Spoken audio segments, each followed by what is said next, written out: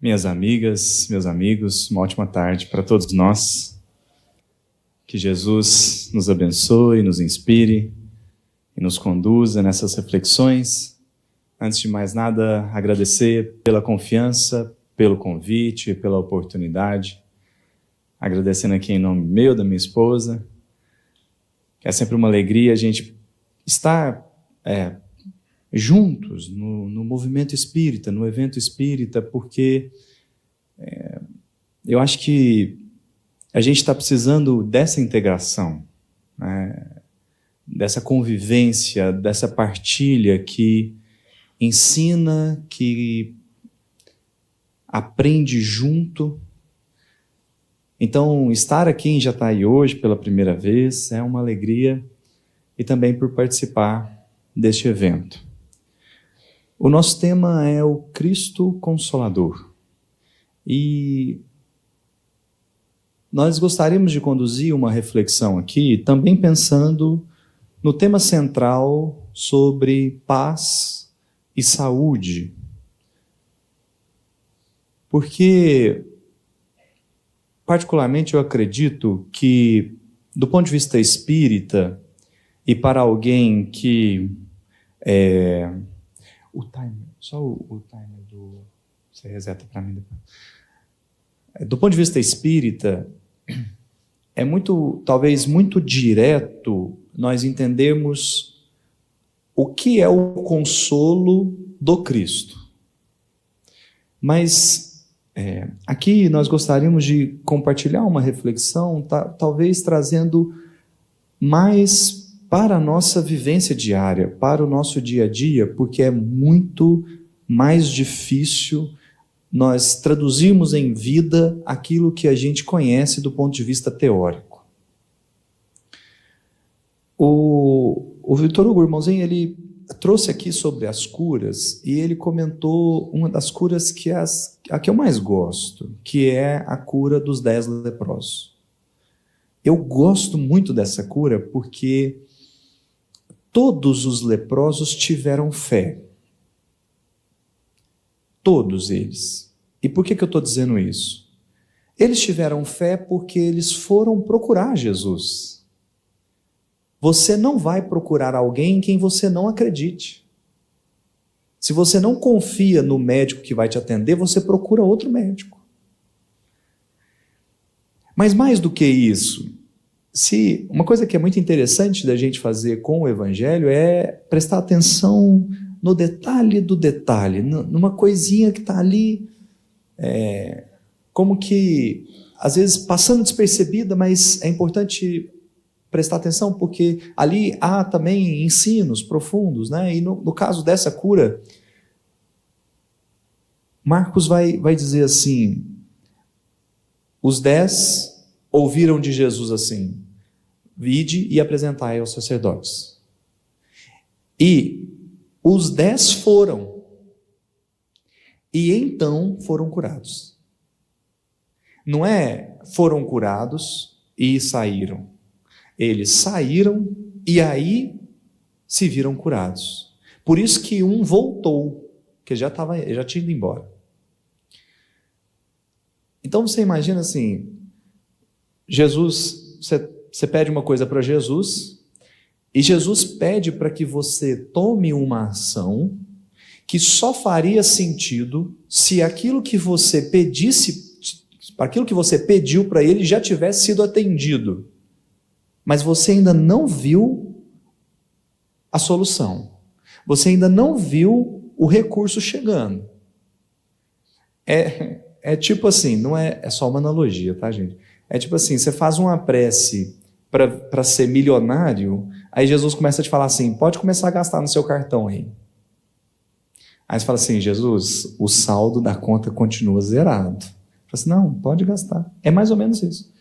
Primeiro eles saíram, porque ir aos sacerdotes, falar com os sacerdotes, era no sentido de que você que tinha uma doença, quem tinha uma doença contagiosa, ficava excluído da sociedade, e quando essa doença surgia ou era curada, de algum modo, você precisava notificar os sacerdotes, tanto para eles te autorizarem ao convívio, ao retorno ao convívio social, como também para você contar como é que foi a cura. Precisava compartilhar com as pessoas. Como é que você foi curado? Então precisava notificar. Então você imagina que eles estão com o corpo todo ferido. Aí Jesus fala assim, ok, vai lá falar com os sacerdotes. Mas eu ainda não estou curado, eu vou fazer o que lá? Aí eles se viram. Começam a ir. Aí são curados e um volta. Então, eu gosto dessa cura, por quê? Porque os 10 tiveram fé. Porque se sou eu ali, se eu sou o 11º, eu teria questionado Jesus, falei assim, Jesus, mas eu vou lá falar o quê com o sacerdote se eu ainda estou com o corpo todo ferido ainda? Me cura primeiro, daí eu vou, né? Mais sem fé ainda. Os 10 vão. Só que, qual é o perfil desses 9? O perfil desses 9 é assim, é a pessoa que faz uma oração para que algo aconteça, esse algo acontece dali a um tempo, e ela fala assim, mas talvez foi coincidência, né? Não sei, será que tem a ver com a minha oração? Ou às vezes nem lembra que fez a oração, porque demorou um tempo.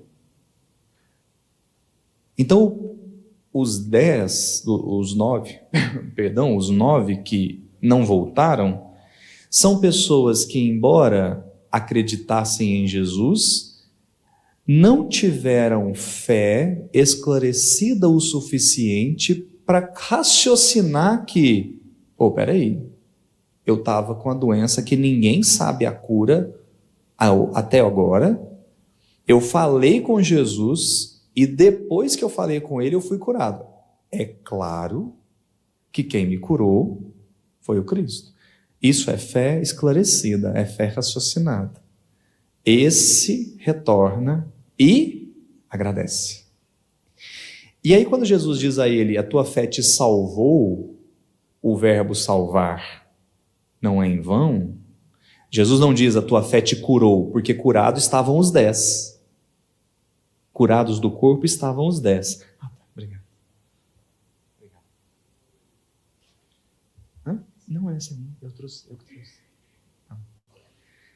Os 10 estavam curados.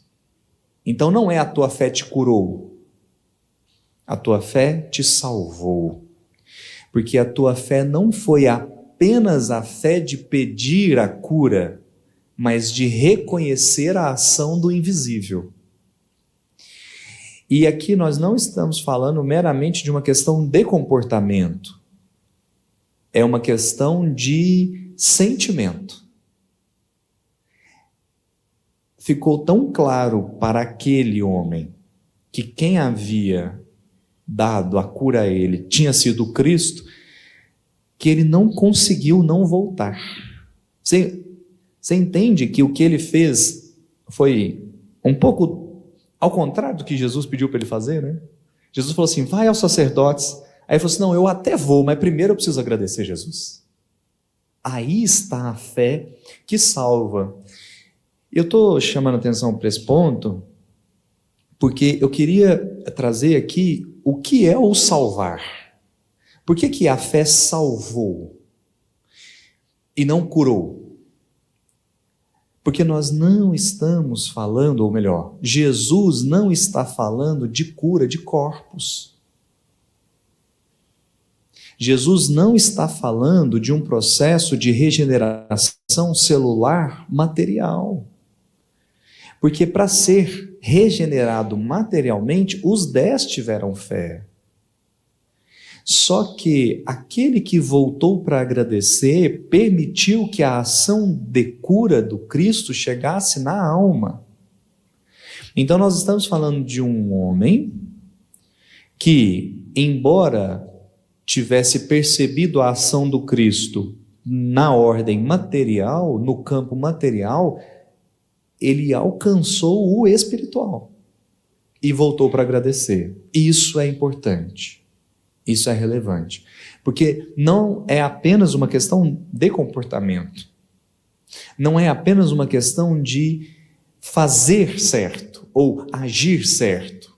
É uma questão de ter sentido de maneira tão pura e verdadeira que ele retorna.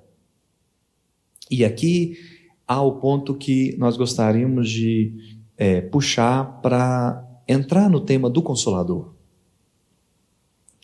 Porque Jesus, ele é sim o Consolador. Tanto o é que, quando lá no Evangelho de João, Jesus vai anunciar o Consolador, que depois Kardec vai interpretar, o Consolador prometido pelo Cristo, e vai dizer que esse Consolador é o Espiritismo, naquela passagem que Jesus promete um Consolador, ele diz assim: e eu rogarei ao Pai, e ele vos enviará um outro Consolador.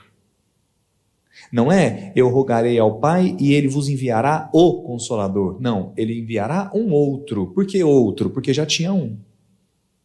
E esse um era ele mesmo, Jesus.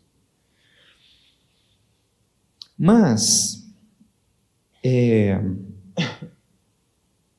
o ponto aqui é de que ordem nós estamos esperando esse consolo. De que maneira nós estamos esperando esse consolo? Porque assim, é muito mais difícil nós alcançarmos o nível espiritual do consolo. É muito mais difícil porque esse trabalho, esse esforço, ele não se reduz a mero raciocínio ou processo intelectual. Por que eu estou dizendo assim? Você imagina que eu e minha esposa, a gente pegou o carro em Uberlândia e viemos para cá, fizemos a viagem para Jataí. A prece que a gente fez no caminho é: Jesus, que a gente chegue em paz, que a gente possa ir lá, cumprir o nosso objetivo, chegar em paz e voltar, né? O Estevão está esperando a gente, né? Que a gente possa retornar, né? O Estevão é nosso bebezinho, por que não? E essa é uma prece. Você vê algo de errado na prece? Não, muito natural. Você vai fazer organizar um evento que é dificílimo organizar um evento espírita. Difícil.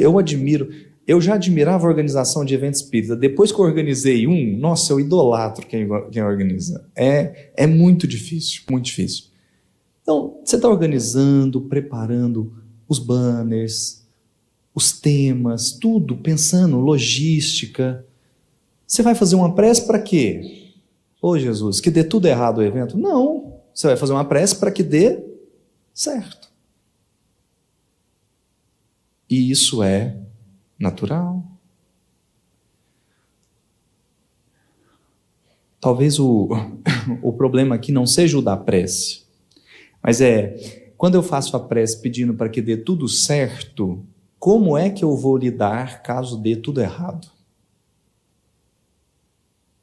Como é que eu vou lidar caso dê tudo errado?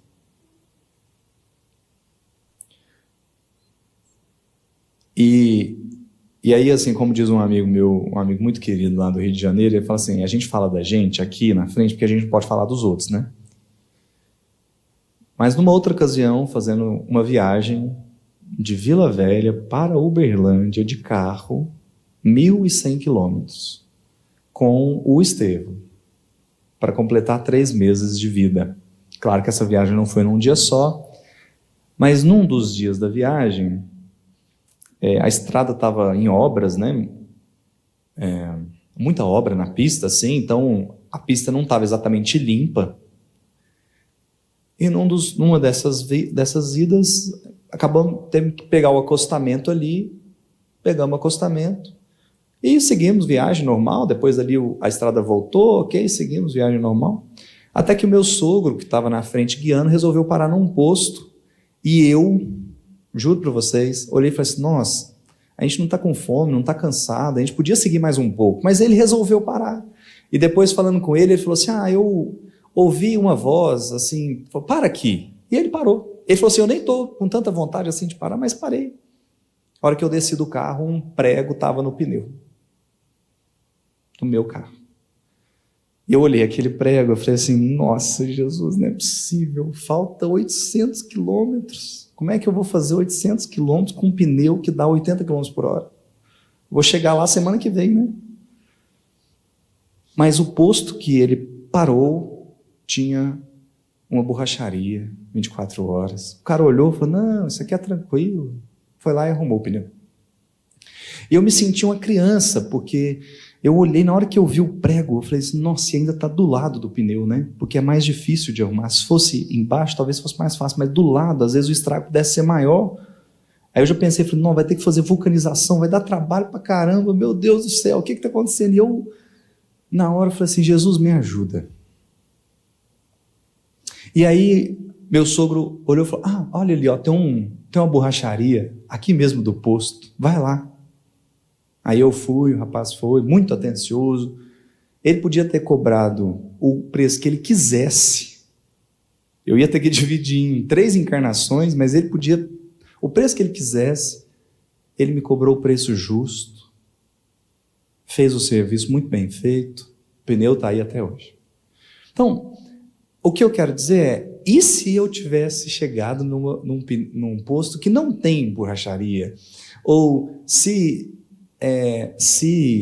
acabasse que eu tivesse mesmo que colocar o pneu de 80 km por hora e fizesse 800 km a 80 por hora, será que eu me sentiria esquecido?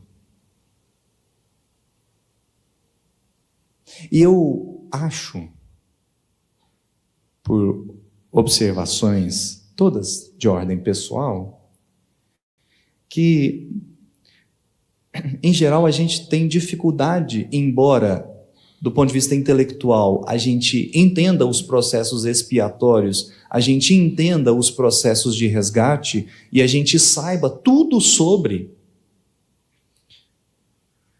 Eu percebo que na hora que o resgate bate da nossa porta, não é tão fácil aplicar a teoria que a gente tanto sabe. E o que eu mais me pergunto é, por que é tão difícil? Por que é tão difícil entender o consolo nas garfadas da madrinha que o Chico levava? Por que é tão difícil entender o consolo nas agressões que o Divaldo recebia do pai? Por que é tão difícil entender consolo quando eu planejo o evento e dá tudo errado? Por quê? Por que é tão difícil? Por que eu só entendo o consolo quando as coisas dão tudo certinho, ou melhor ainda, né? Quando dão certinho segundo a minha percepção, a minha maneira de avaliar, a minha maneira de pensar. E eu entendo que tem várias causas aqui do porquê que é tão difícil entender o consolo nessas situações complicadas. Mas eu vou pegar uma causa só. Tem várias, mas nós não temos tempo para falar de todas. Mas acho que tem uma. Para citar, acho que tem falta de fé, acho que tem peso de consciência, acho que tem um sentimento que é assim. Uma vez a gente estava num evento espírita e eu estava coordenando a roda de conversa. Então eu que ia fazer as perguntas para as pessoas, né? Eu que ia direcionar as perguntas. E aí chegavam as perguntas, eu fui organizando assim, e aí, num determinado momento, eu estava colocando a pergunta 10 para o fulano e a pergunta 11 para o ciclano. E aí, na hora que eu fiz isso, me veio a intuição assim, troca a ordem.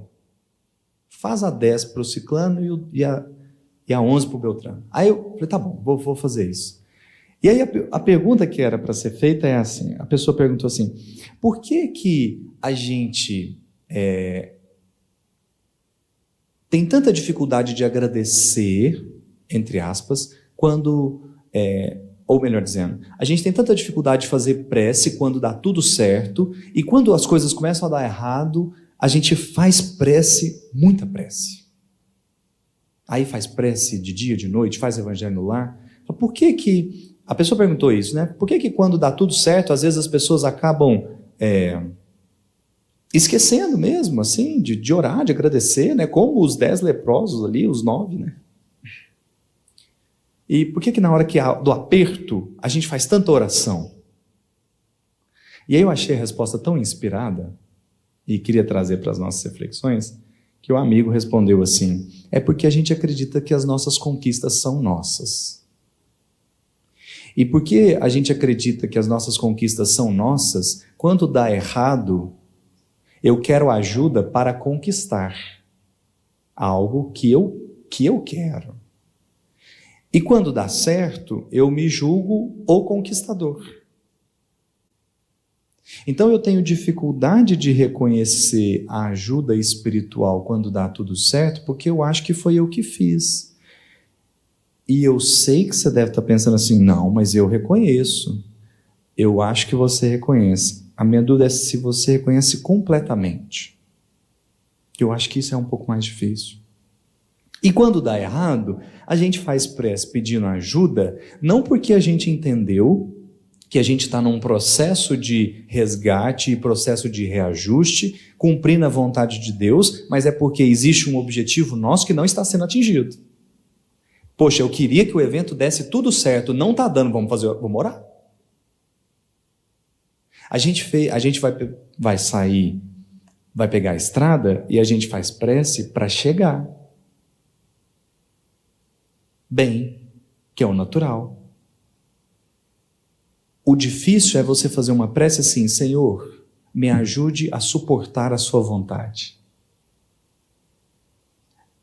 Me ajude a lidar com a sua vontade. Algo que, em Paulo, estava muito bem resolvido. Isso me chama muita atenção, ou tem me chamado muita atenção. Paulo parece que ele não tinha esse conflito. Seja porque ele tinha exata noção de que ele era um trabalhador do Cristo e ele estava operando sob a égide do Cristo, sob as orientações de Jesus, seja porque ele tinha essa razão, essa noção, seja porque ele não tinha uma coisa que eu acho que a gente tem. É mais ou menos similar ao achar que é dono da situação, mas eu diria que é uma falta de certeza se eu estou onde eu deveria estar. Porque o Paulo, ele tinha completa certeza que ele estava onde ele deveria estar. Isso é uma coisa que me admira em Paulo. Como ele tinha certeza que ele estava cumprindo a tarefa dele. A ponto de escrever na carta aos Coríntios assim: eu sou o menor dos apóstolos, que não sou digno de ser chamado de apóstolo, mas pela graça de Deus eu já sou o que sou.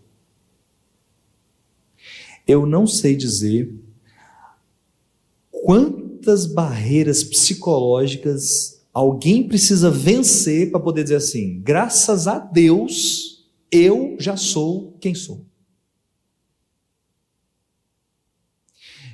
Porque, em geral, o que mais acontece é uma insatisfação consigo mesmo. Caramba, eu fiz um evento, nossa, eu devia ter organizado 10. Nossa, eu trabalhei um dia na Casa Espírita, eu devia ter trabalhado 300. Paulo, eu não vejo esse, eu vejo outros conflitos, mas esse eu não vejo em Paulo. Ele não tinha conflito sobre estar onde ele deveria estar. Ele sabia que ele estava. E por que eu estou dizendo isso? Porque há uma cena, há uma passagem do Paulo e Estevão, que é outra assim, que me marca muito, que é quando o Paulo está voltando de Atenas. É interessantíssimo porque é uma missão fracassada, ao olhar dele. Ele acha que ele está indo para Atenas abrir igreja. E eu fico pensando em Jesus nessas horas, sabe? Falou assim, nossa, o Paulo está indo para Atenas. Vai dar errado, não vai abrir nenhuma. O pessoal lá não está pronto. E dá tudo errado. Ou, melhor, ele vive experiências das quais ele não gostaria de viver. Só que ele não volta pensando assim, nossa, eu falhei. Eu não deveria ter feito isso. Nossa, eu não deveria ter falado assim. Ele volta tão convencido que ele fez o que ele tinha que fazer, ele está triste de não ter aberto nenhuma igreja lá. Mas não tem conflito assim, nossa, não, eu não deveria ter falado da ressurreição. Sabe, não tem. Se você lê Paulo e Estevão, não tem. Ele não entende por que não deu certo. Mas ele não fica num conflito assim, pô, será que eu deveria ter pulado a parte da história? Porque estava tudo indo bem, né? Quando ele vai discursar para o pessoal em Atenas, tudo vai bem até o momento da ressurreição. Quando ele fala da ressurreição, aí o pessoal fala, tá certo. Levantou dos mortos, né? Beleza, maravilha, gostei, hein? E vai embora. Até a crucificação, estava todo mundo acompanhando, todo mundo gostando, todo mundo empolgado. Aí Paulo completou a mensagem. Falou assim, mas teve a ressurreição. E aí o Paulo, ele não está conflitante. A ponto de dizer assim, nossa, eu não deveria ter falado, eu deveria ter feito assim, eu deveria ter feito assado. Não, ele vai embora triste, mas vai embora. E ele vai para Corinto. Aí lá em Corinto ele encontra Áquila e Prisca. E aí quando ele encontra, é aquela alegria, porque são amigos muito queridos, e eles começam a conversar. E aí o Áquila vai contar para ele uma situação ocorrida na igreja de Roma, que é, o Áquila saiu, a Prisca ficou na igreja, soldados romanos descobriram a igreja, entraram e bateram na Prisca até não ter como mais e largaram ela no chão sangrando. E o Áquila chegou e viu essa cena. Então, pensa na pessoa que você mais ama. Pensa na pessoa que você mais ama. Você chegou em casa e ela está no chão, ensanguentada de tanto que bateram nela. O que você vai fazer? De verdade. O que você iria fazer? Vem cá, meu agressor, que bom que você me fez passar por esse processo expiatório. Vem, me dá um abraço aqui. É claro que não, ou na maior parte dos casos não. Já vai ser muito se não agredir de volta, né? Só que o Áquila, o Paulo e a Prisca, ou melhor, primeiro Paulo, né? Emmanuel vai falar primeiro do Paulo, depois ele dá a entender que Áquila e Prisca também. Mas ele fala assim, o apóstolo exultava. Então imagina Paulo ouvindo o Áquila falar assim, nossa, Paulo, pegaram a Prisca, mas bateram nela até não ter como mais, deixou sangrando, quase faleceu. Aí o Paulo está assim, nossa, meu irmão, que bênção. Você fala assim, você é masoquista, né? Você tá um pouco aterrorizante essa abordagem, né? E o Emmanuel fala assim, o apóstolo exultava, e todos eles comentaram essas coisas com muita gratidão, porque eles se sentiam felizes por algo poderem sofrer em nome de Jesus, por amor a Jesus.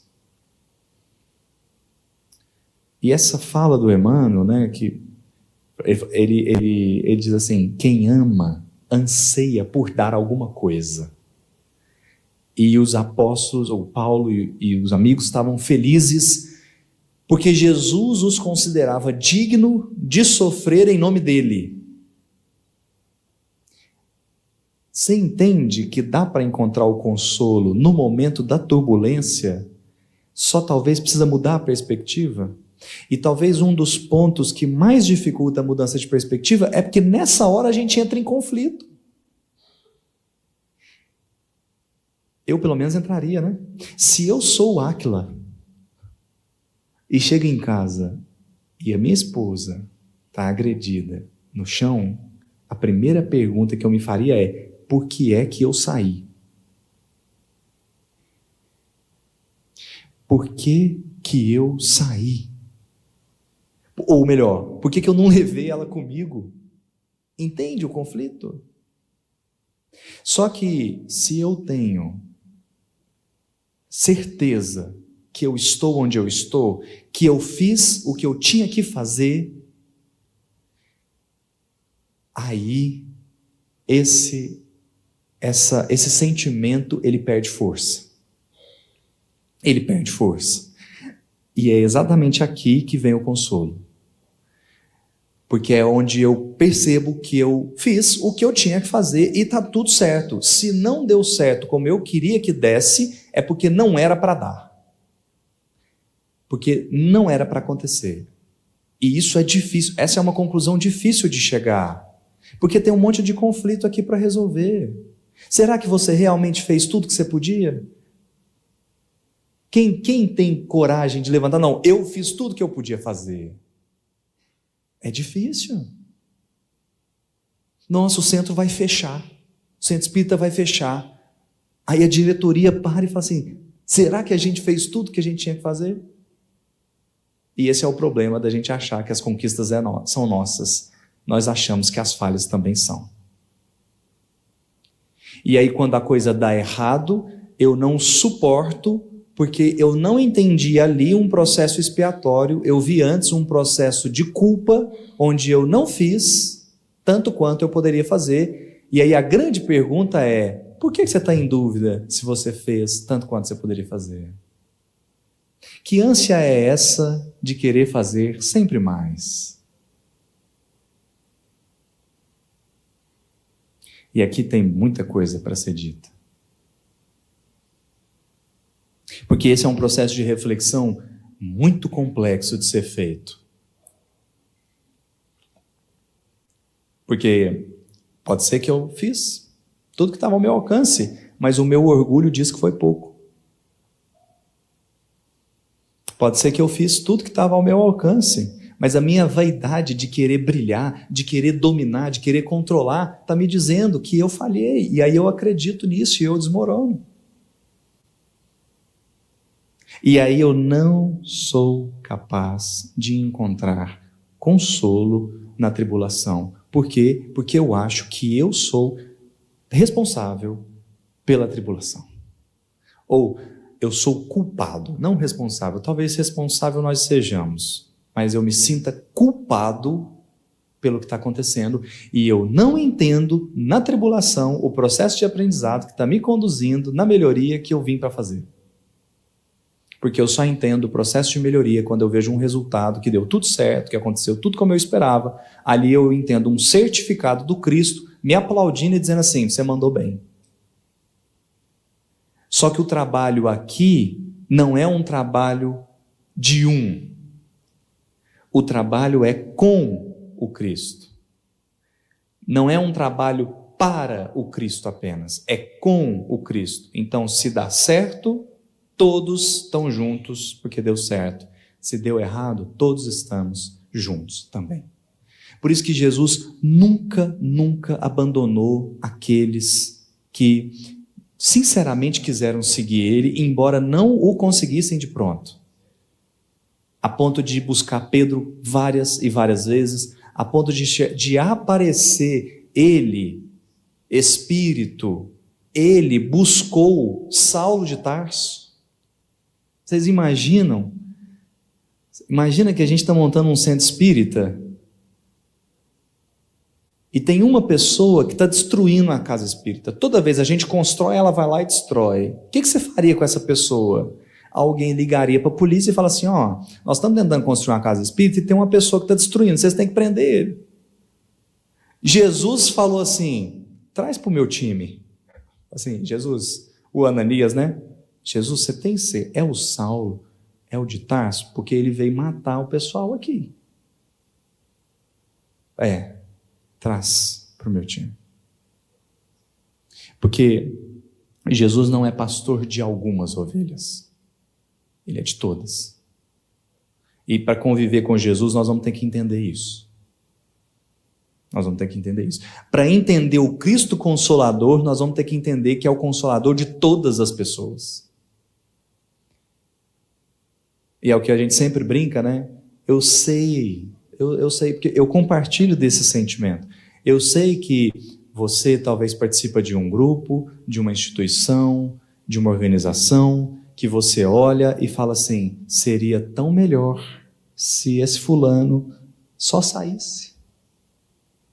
Seria tão bom para o centro espírita se essa pessoa resolvesse deixar o grupo. Seria tão bom se ele não quisesse mais vir. Porque nós acreditamos que os problemas são pessoas e os problemas não são as pessoas. Os problemas são de sentimentos de uns para com os outros. Por isso que Jesus não excluiu Judas. Por isso que aquele meme que o pessoal gosta de falar, né? Eu sou um viajante do tempo. Jesus, Judas vai te trair, né? Aí Jesus falou assim, Judas qual? Aí ele falou, tinha 2, né? Assim, Jesus sabia, claro que ele sabia. Então, avisar ele, Jesus, Judas vai te trair. Ele falou, não, assim, eu sei. Só que o fato de ele não agir como eu gostaria que ele agisse, não me impede de agir com ele como eu queria agir. Então, o Cristo Consolador só vai fazer sentido se nós entendermos que o consolo é para todos e em todas as situações, ainda que as coisas não aconteçam como a gente quer. Ainda que as coisas não aconteçam como a gente quer. Porque faz parte do aprendizado a frustração, faz parte do aprendizado a coisa simplesmente não fluir.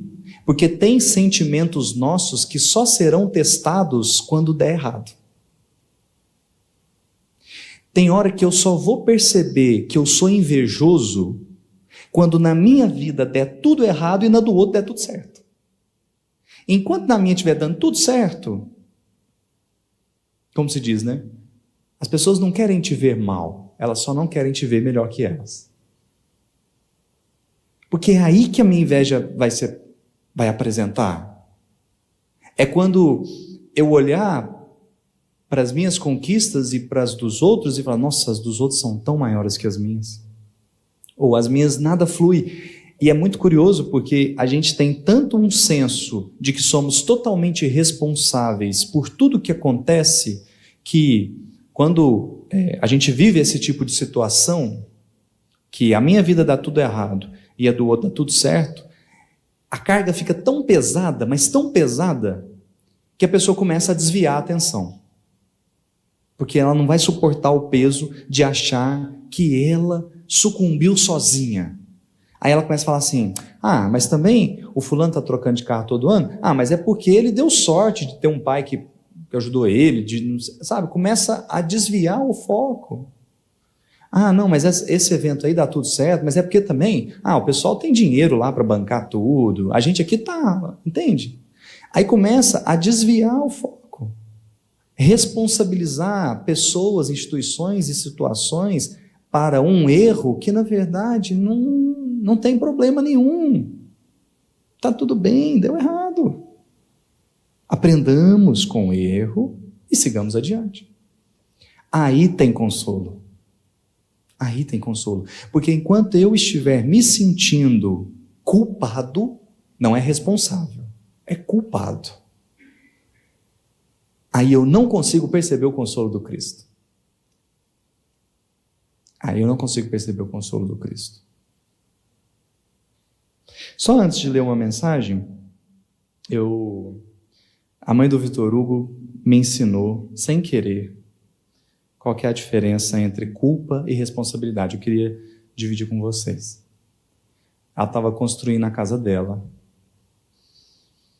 E no processo de fundação ali, dos alicerces, de aterrar o terreno, nivelar, né, o terreno, acabou forçando demais o muro da casa vizinha, estragou o muro e forçou demais o chão, estragou o chão. E por que isso aconteceu? Porque choveu muito. Então estava tudo certo, mas choveu. Choveu e como o terreno dela não tinha nenhuma proteção, a água infiltrou, o terreno cedeu e como o peso estava muito forte, estragou o chão da casa da vizinha. Aí ela virou para mim e falou assim, não é minha culpa, mas é minha responsabilidade. Entende? Por que culpa é diferente? A culpa é quem é que fez. A responsabilidade é quem é que vai resolver. Então Jesus não está procurando culpados. Jesus está procurando responsáveis. Só que a gente está demorando na culpa. Ah, porque fui eu que fiz. Nossa. Ah, não, mas foi o fulano. Dessa vez foi o fulano que ele não mandou, ele não falou, ele não fez. E Jesus, por isso que a pergunta principal de Jesus não é nem quando, nem onde, nem como as coisas vão acontecer. A pergunta de Jesus é: quem é que vai participar da execução? Quem está disposto? Aí fala: Jesus, eu até estava disposto, mas eu estou tão culpado aqui, aí eu não consigo viver o consolo. Porque o consolo do Cristo não é o de tirar as minhas provas. Isso a gente não sabe intelectualmente. O consolo do Cristo não é tirar as minhas provas. O consolo do Cristo é me ensinar a vivê-las. Para que quando tudo der errado, eu consiga ter força suficiente para raciocinar que aquilo, e sentir, né? Que aquilo que está acontecendo não é para me culpar, nem para me expor. Aquilo que está acontecendo é para me ensinar. Mas isso, então, não quer dizer que nós vamos adotar uma ação muito apática, de quem aceita tudo o que acontece, como dizendo assim: não, a gente precisava mesmo dessas coisas, porque, de novo, o que Jesus pede de nós é um coração disposto ao trabalho. E essa disposição ao trabalho, ela vai exigir muito de nós. Como a gente gosta de lembrar na multiplicação dos pães e peixes, embora os discípulos tivessem apenas 5 pães e 2 peixes para alimentar milhares de pessoas, Jesus nem foi para o extremo de dizer assim: não, eu não preciso de nada de vocês, e nem foi para um caminho de: então me dá um pão aí e um peixe para eu multiplicar. Ele nem desmereceu e nem desprezou o que os discípulos tinham, mas ele olhou para os discípulos e fala assim: me dá tudo que você tem. Deram 5 pães e 2 peixes, não é porque Jesus precisava de 5 pães e 2 peixes. Eles deram 5 pães e 2 peixes porque era tudo que eles tinham. E é isso que Jesus vai pedir da gente.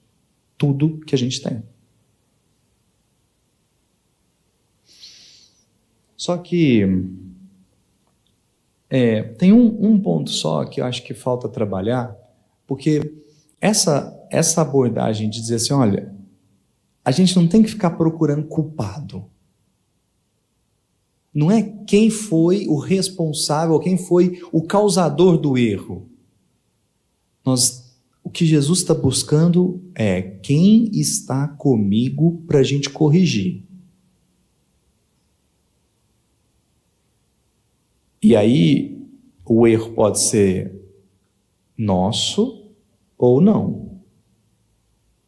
Como na parábola do bom samaritano. O samaritano acolhe o homem caído, presta os primeiros socorros e deixa na hospedaria. O samaritano faz o que ele podia fazer. Quando esgota o que ele podia fazer, ele passa para outros. Isso vai acontecer com a gente também. Chegar problemas na nossa mão, que não foi a gente nem que causou, nem que começou, mas a gente vai continuar. Porque faz parte de uma equipe. Jesus está construindo uma equipe de trabalho. Então não importa quem foi que errou, não importa qual foi o erro, importa quem é que está disposto a trabalhar pela correção. E é por isso que eu gosto muito de uma mensagem de Emmanuel. Deixaremos aqui como sugestão de leitura, porque é uma mensagem um pouco extensa, mas é uma mensagem que chama Círculos Intercessórios. E essa noção de equipe, ela é tão profunda e verdadeira E essa noção de que nós não somos autores sozinhos de nada estava tão entranhada em Paulo, que a gente lê Paulo escrevendo aos Coríntios, dizendo assim: ajudando-nos também vós com orações por nós. Paulo está pedindo oração. Paulo está pedindo para a igreja de Corinto ajudar com oração. Ele está dizendo assim: olha, eu não sou o autor da obra sozinho, me ajudem, vamos nos ajudar. Ajudando-nos também vós com orações por nós, para que pela mercê, pela misericórdia, que por muitas pessoas nos foi feita, por muitas também sejam dadas graças a nosso respeito. O que o Paulo está dizendo aqui? O texto é muito difícil, mas o que o Paulo está dizendo aqui? Assim, olha, vocês oram para que a graça nos atinja e, ao nos atingir, a graça volta para vocês também. Esse é o fluxo da solidariedade. Eu recebo de quem tem e repasso para quem não tem. Esse é o fluxo que garante que as bênçãos do Criador cheguem a todas as criaturas.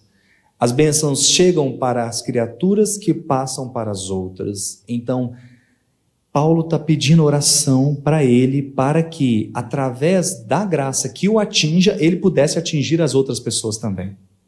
Esse é o fluxo que interliga todas as criaturas, esse é o fluxo que faz com que nós sejamos uma equipe.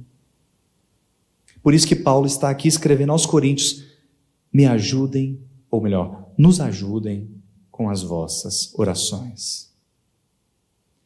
Todos os comentaristas que eu já li desse versículo vão falar do que o Emmanuel está falando aqui, que é o da prece intercessória, é o valor da prece intercessória. É o valor da união de propósitos, de princípios, mas sobretudo de afeto. Eu me importo com você, então eu vou orar em seu favor.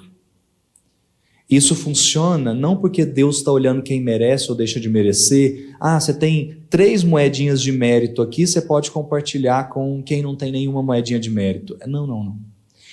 É muito mais no sentido de a gente consegue se unir numa grande família para trabalhar em conjunto. Então, a mãe do André Luiz faz prece pelo pai do André Luiz. E ela está envolvendo ele, por quê? Porque o processo do Cristo não é de excluir, é de agregar. Então ela está trazendo ele mais para perto. E aí a providência divina autoriza que a ajuda chegue.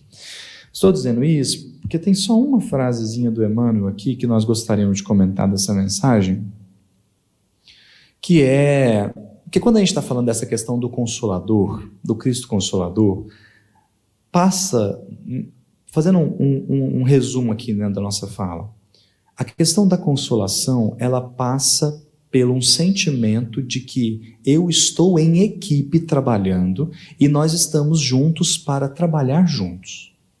Ninguém vai vencer ou perder, não é esse o tema. O tema é o quanto que nós conseguimos unir esforços para aprender e executar em conjunto. E quando a gente conseguir perceber e sentir isso, o trabalho, por mais que ele não transcorra a 1000 maravilhas, ele vai ser diferente, porque nós vamos parar de buscar culpados e vamos começar a nos responsabilizar para a execução daquilo que a gente sente que tem que ser feito. E quando não acontecer como a gente quer que aconteça, a postura não vai ser de, putz, onde é que eu errei? A postura vai ser, qual que é a lição que está sendo trazida para a gente poder aproveitar e seguir adiante?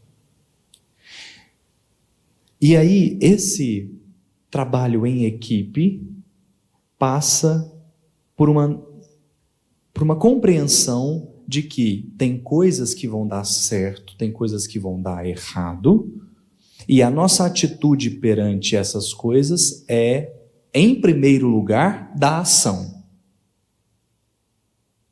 da solução. E daí que deu errado? Sigamos adiante. É preciso trabalhar, tem muita coisa para fazer. E é por isso que eu gosto muito de uma frase do Emmanuel aqui. Essa frase, essa mensagem, na verdade, ela está num livro chamado Alma e Luz, e ela está num contexto que é esse contexto histórico, que é o da Segunda Guerra Mundial. Essa mensagem foi escrita na época da Segunda Guerra Mundial, quando o Brasil estava entrando na guerra. E aí, o Emmanuel diz assim, ele está mostrando que muitas vezes é preciso entrar na briga, mas ele deixa claro que o ataque do bem, na verdade, é defesa. O bem não ataca, o bem defende, mas é preciso defender. É preciso defender. Então, tem coisa errada? Tem coisa errada. Nós vamos defender para que as coisas fiquem certas. Mas aí o Emmanuel fala uma coisa importante.